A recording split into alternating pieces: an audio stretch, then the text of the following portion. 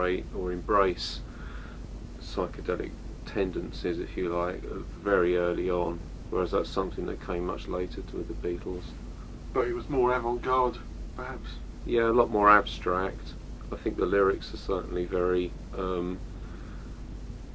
if you like, quintessentially English.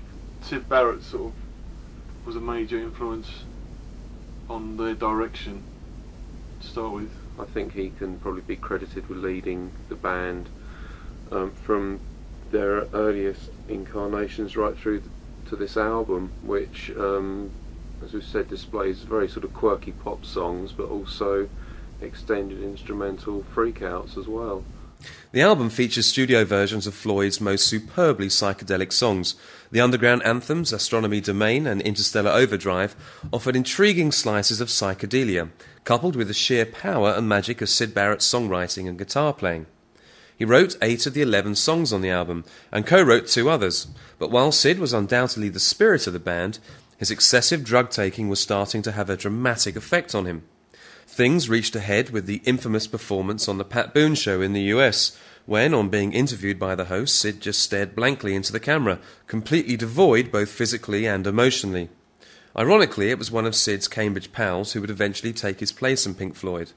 Dave Gilmour was born just outside Cambridge on the 6th of March 1946, and had played in a number of Cambridge bands, including the R&B-influenced Jokers Wild, who even released a single in 1968, Frankie Lyman's Why Do Fools Fall in Love. But as Syd's behaviour became more and more erratic, it soon became clear that he'd have to go. Initially, the band announced to the press that they had become a 5-piece, but in early 1968, during the recording of their second album, A Saucer Full of Secrets, at the famous Abbey Road studios in London, the band bowed to the inevitable and reluctantly dropped Syd from the band. The new album, released on the 29th of June 1968, reached number 5 in the UK charts and saw the band in a transitional period after Syd.